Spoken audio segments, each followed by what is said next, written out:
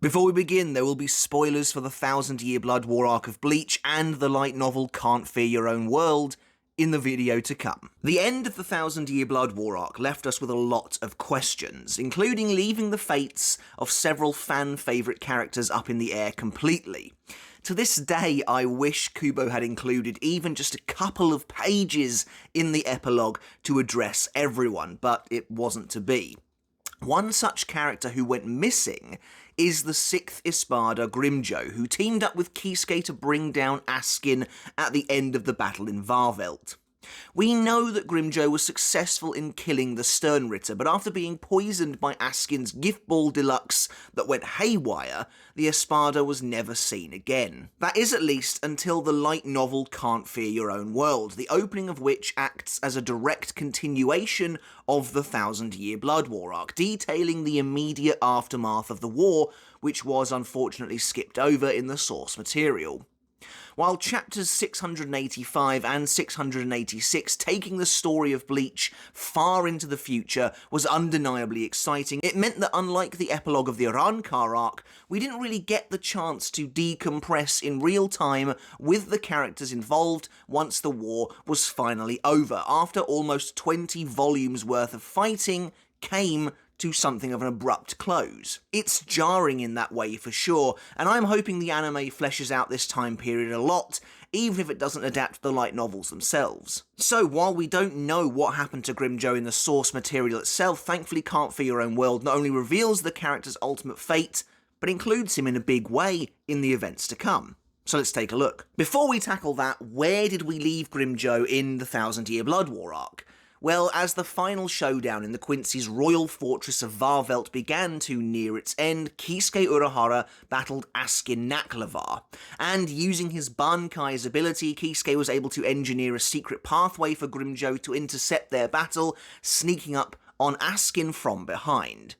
With Askin distracted, Grimmjow, using his Resurrection, punched his hand through the Sternritter's back, ripping out his heart and ending the fight. It's a supremely gory and wonderfully brutal end to the battle, with Grimmjow crushing Askin's heart as Kisuke thanks him for his assistance. Grimmjow notes to Kisuke that with this, their contract is complete. The agreement was for Grimmjow to kill Kisuke's enemy and nothing more, referencing a piece of dialogue from Kisuke way back in chapter 518.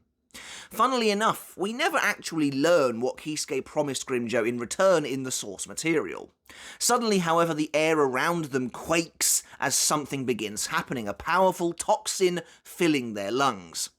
Barely clinging to life, Askin reveals that when he dies, the lock he himself placed on his gift ball deluxe is released, and the power of his poison is dramatically increased. With Kisuke and Grimmjow trapped inside the poison dome as it begins to spiral out of control, it looks like they're finished.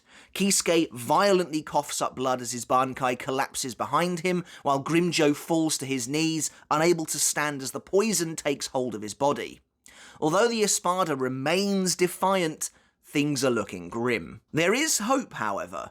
Outside the Gift Ball Deluxe, Nell looks on as one of the outcomes Kisuke predicted unfolds before her very eyes. Scoping out the entrance Kisuke left her with his Bankai, Nell takes off, rocketing towards the poison dome, intent on rescuing everyone inside. And that's it. We never see these characters again in the source material. We never learn what happened to any of them. Like I said, I wish Kubo had dedicated even a single page to the Urahara shop in the epilogue, revealing Kisuke and Yoruichi's fates, and maybe a single page to Waco Mundo as well if we're feeling extremely generous to show us Grimmjow and Nell. But sadly, it just didn't happen, and I really feel like those characters deserved that. So, for a few years, we were left wondering if they made it out or not, despite kind of assuming they probably did. So, what becomes of Grimmjow after this moment? Well, let's take a look at what happens in Can't Fear Your Own World to see what answers it provides. The opening to Can't Fear Your Own World acts both as a prologue to the light novel trilogy and a much-needed additional epilogue to the 1,000 Year Blood War arc, one that helps to bridge the gap between the end of the war and the start of this new story. Immediately, we're given the answer to a pressing question from the end of the 1,000 Year Blood War. Who is the new Soul King? This felt like a pretty big and necessary one to me. After all, the Soul King was the crux of the battle itself, to the point where the fight is now sometimes referred to as the Great Soul King War. But in the source material, it was left totally up in the air and unanswered. Somehow, the worlds just weren't collapsing anymore. Can't For Your Own World puts that to bed pretty quickly, revealing Yhwach's corpse has been horrifyingly sequestered away by Ichibei and made the new linchpin. But as Kyoraku and Ichibei discuss Yhwach's new fate, several powerful Arrancar appear on the scene, walking upon Soul Society's holiest ground in the wake of the war. Blasting into the room, it's revealed that Grimmjow was indeed rescued from Askin's Gift Ball Deluxe by Nell, and the two of them then broke into Yhwach's dungeon and saved Harabel, who again had been totally missing from the series since chapter 485, and received no resolution whatsoever to her predicament. This is also something I would love to see them add into the anime. It wouldn't even need to take much time at all, but to see both Grimmjow and Nell working together in some way to rescue Harabel from the depths of this Quincy fortress would be amazing, while giving some closure to Hueco Mundo's queen. Though admittedly the novel makes it sound like it was mostly Nell who did the rescuing. But with Nell now carrying the injured Harabel and helping her walk, Grimmjow confronts Ichibei and Kyoraku in the Soul King's former throne room, readying himself for a fight, before Nell hits him in the back of the head with a bala, demanding he stand down. I have to say, as of the 1000-Year Blood War arc, I do like the new relationship fostering between Nell and Grimmjow. These characters never really interacted in the main story, only when Nell was a child and it wasn't anything that serious. Now to see her be able to scuffle with him on more even ground and act as the authority to his more renegade nature, I think it works really well for both characters. But with the Quincy's gone, Nell asserts that the Arrancar may once again default to being the Shinigami's main enemies, especially if Grimmjow tries to start trouble. But Grimmjow is adamant that they can't trust them to let them leave, however, believing the Shinigami will cut them down the moment they turn their backs.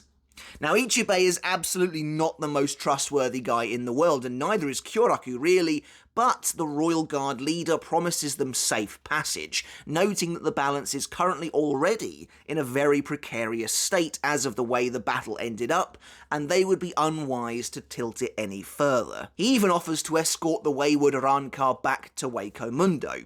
Of course, Grimmjow takes this as a slight, believing Ichibei to barely consider them a threat, but he reins in his bloodlust wisely. And with that, the Arrancar return home, with Grimmjow snarling that he has a debt to repay to Ichigo. And that's what happens to Grimmjow in the immediate aftermath of the war.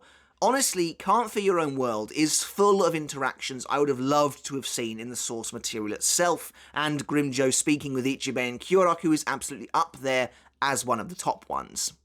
But that isn't the last we see of him in the light novel, far from it in fact. Grimmjow turns out to be a fairly major supporting player in the story, finding himself involved in an enormous skirmish that contains a large variety of different characters and factions from all over the Bleach universe. 6 months after the war, Grimmjow, Harabel, and Neliel are still finding themselves attempting to liberate Hueco Mundo from the remaining Quincy soldiers of the Yagdharme, now including some sternritter like Lil Toto and Giselle, who have holed themselves up there in an attempt to try and rejuvenate some of their forces. Although Grimmjow has no interest in battling small fry, as he puts it, there are a few enemies with enough power there to entertain him. And at one point, an irritated Grimmjow tells Rudborn, who is also revealed to have survived the Arrancar arc somewhat randomly, that he has some nerve not informing him about this festival of battle that's been taking place here, to which Rudborn defeatedly replies that he did try and ask for Grimmjow's help in dispatching the Vandenreich's forces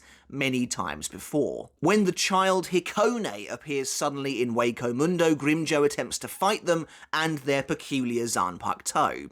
Although Hikone is powerful, the combined might of Grimmjow and several of his allies, including even now some of the Sternritter, is enough to force Hikone to retreat, the child disappearing into a Garganta. Despite managing to push Hikone back, Harabel notes that their combined strength was barely enough, and the Arrancar are disturbed by the fact that it seemed like it was Hikone's Zanpakuto that actually opened the Garganta for them. Sensing an immense hybrid Reiatsu that he thinks could be Ichigo, Grimmjow follows Hikone's Reiatsu and finds himself in Rukongai, on the outskirts of the Seireitei itself.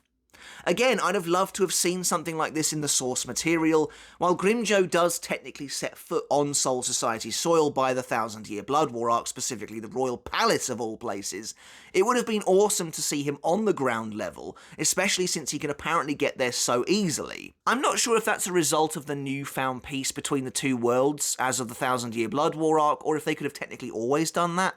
I mean, Ulquiorra does open a Garganta in the middle of the Dangai, so I'm assuming they probably could have done, it just would have been a death sentence. However, upon his arrival in the Soul Society, Grimmjow finds himself in the midst of another surprising battle. The Fullbringers, Ginjo, Tsukishima, and Giriko are fighting the sternritter Candice and Meninas. When Tsukishima provokes Grimmjow into attacking him by claiming he was easily defeated by Ichigo in the past, the two of them fight. Again, another cool battle that would have been awesome to see drawn and laid out before us, with Grimmjow even shrugging off Tsukishima's Book of the End. Ginjo eventually intervenes, deflecting Grimmjow's attack with Cross of Scaffold before launching a Getsuga Tencho at the Espada, causing Grimmjow to pause for a moment and wonder about the Fullbringer's potential connection to Ichigo, the two of them realising they both know him. This enormous battle royale is interrupted once more by the surprise arrival of Luppi, who tries to blast Grimmjow with a Gran Ray Sero. Having had his strength bolstered by Mayuri's experiments, Luppi is glad Grimmjow remembers him and wants to exact revenge upon the former true 6th Espada. Interestingly, as they battle, Grimmjow speculates that either Xyloporo or Urahara revived Luppi due to the stitches on his body before releasing his Zanpakuto in an attempt to end the fight. There's a very cool moment where Luppi successfully poisons Grimmjow, but the Espada is able to naturally overcome the toxin. As it turns out, a direct result of his battle with Askin. This feels like an intriguing reversal of Askin's death-dealing power. By being struck by Askin's poison and living to tell the tale, Grimmjow gains some immunity to it.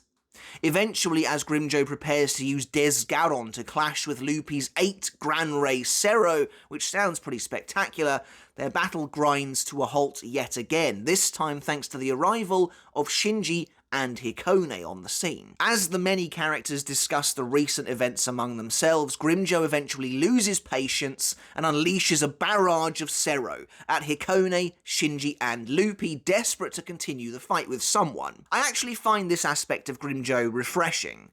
Where a lot of characters are content with simply talking, Grimmjow is a wild card let loose in this new era of peace. This is a world where Grimmjow is no longer shackled by the rule of Aizen or the hierarchy of Las Noches. Sure, he might not technically be in command of Hueco Mundo, but it's unlikely anyone is going to try and stop him from inflicting his will on others. His animalistic desire for combat is a welcome change from the newfound civility the rest of the Bleach world is trying to facilitate. Sometimes you just need a character who wants to blow things up. Even if he's no longer technically a villain, Grimmjow being so unpredictable and so unwilling to follow Bleach conventions is what makes him entertaining, especially in this current day era. However, Hikone uses their Zanpakuto to devour the Sero, causing Grimmjow to sense a powerful hollow Reiatsu coming from the blade itself. And when the blade suddenly begins to talk, it calls Grimmjow and Luppi weak, instead wanting to learn about the fate of Barragan Louisenbarn. Hikone subdues the sword before releasing it themselves, preparing to fight everyone there just like in Hueco Mundo. However, this time, Grimmjow notices Hikone has used a different release command and that their Reiatsu is much greater than it was before. With Nell and Harabel finally catching up to Grimmjow, the Arankar team up to battle Hikone, their Zanpakuto Ikomikidomo, and its huge army of flying hollows, before they retreat once again. When Nell asks Lil Toto to leave Hueco Mundo alone, she mentions the battle between them doesn't need to continue if the Quincy agree to do so, but Grimmjow disagrees. I do wonder what Grimmjow saw in Waco Mundo during the first Quincy invasion, if anything. After all, Harabel was already gone and locked up by that point, and Nell had gone to Karakura Town in search of Ichigo. So of these three, Grimmjow was the only one left there to really witness a lot of the horrible stuff that went down under the Quincy's reign. He was also the one who came upon Kirige Opie and killed him, rescuing Urahara and the others in the midst of the battle. It's hard to know if Grimmjow was a witness to any atrocities caused by the Vandenreich, or if he even would have cared about them at all, but it is also stated later in the light novel that his animal nature, his primal nature, makes him very territorial, so it does seem like he really would have wanted to protect Waco Mundo from these invaders. However, considering Grimmjow supposedly loves to fight, and seemingly that's all he wants to do anymore, it is interesting that he blindsided Kirige from the back like that, rather than challenging straight up what looked to be a strong opponent who was dominating his homeland to an actual battle. Regardless, tensions continue to run high between Grimmjow and Luppi until Nanao arrives, letting them know that the Captain Commander requests their presence at a meeting of all individuals currently involved in the ongoing crisis. While Grimmjow continues to be antagonistic, Harabel is able to force him to remain in line for the time being. And during the meeting at Kukaku Shiba's residence, Grimmjow recognises Kenpachi as the Shinigami who killed Neutra. Don't forget that technically Grimmjow was lying there incapacitated that entire time, even if he does completely disappear, before both the Espada and the battle-loving captain begin to lose their patience, questioning Kyoraku and why they need to work together as their desire to fight each other begins to grow. Side note, but I can't help but feel like that's got to be one of the most requested fights ever from fans. I think people would lose it if they ever actually got to see that. However, when Kyoraku states that he believes a truce is the only way for all factions to move forward against their common foe, despite most people there hating the Shinigami, Grimmjow asks to be allowed to fight Ichigo when this is all over. As the final showdown begins within the Valley of Screams, Grimmjow and Candice launch into battle against the thousands of hollows blocking their path to the fake Soul King Palace. Later, as the group confronts Tokinada, Grimmjow has a fun exchange with Lil Toto, where she asks him if Nell is Ichigo's partner, after the former Third Espada passionately comes to Ichigo's defense, but Grimmjow notes that Orihime is already his partner back in the human world, to which Lil Toto scoffs that Ichigo sounds like a womanizer. Much later, after Tokinada orders Hikone to kill everyone present, the Arankar, including Grimmjow, step forward to face them together, with all of the Espada releasing their resurrection. As Grimmjow battles Hikone and Ikome Kidomo, the Espada notes that he and Hikone share the same goal of becoming king of Waco Mundo. After a lengthy battle with the Hollow Zanpakuto Ikome Kidomo, Grimmjow eventually joins in the duel with Tokinada himself, blasting who he believes to be the injured villain with Sero. Considerably later, towards the end of the story, with Tokinada now actually defeated, a now spiritual Aura, who was working with Tokinada for the majority of the story, wakes up in Waco Mundo after having been killed, and finds herself being tended by the Arankar there. Grimmjow approaches them all, but leaves in disappointment when he finds that no one is fighting anymore. Harabel implores Grimmjow to join them, but he refuses, instead making his way across the sands alone, with a desire to fight Ichigo and Luppi burning in his heart. And there you have it, that's everything that happened to Grimmjow after the 1,000-Year Blood War arc, including basically the entirety of his role in Can't Fear Your Own World. As you can see, he's found himself in an interesting position now in the Bleach universe. While technically a good guy in the current state of things, Grimmjow is very much a loose cannon that doesn't really answer to anyone, and like I mentioned earlier, that's refreshing.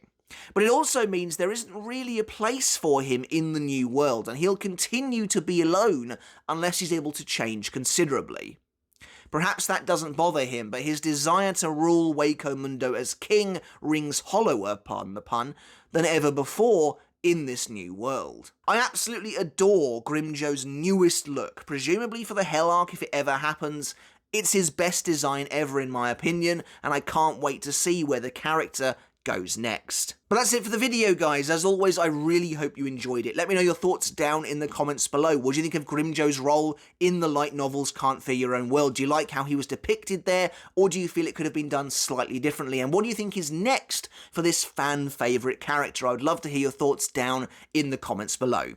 And as always, I want to end off the video by saying a massive thank you and give a huge shout out to my Patreon supporters. I really do appreciate each and every one of you for supporting me over there. Thank you all so very much. And if you like what I do here on the channel, you too can support me over on Patreon to get your name in the credits just like these, and to get every single video totally ad-free. Alright guys, that's it from me. Until next time, I'll catch you later, and I'll see you then.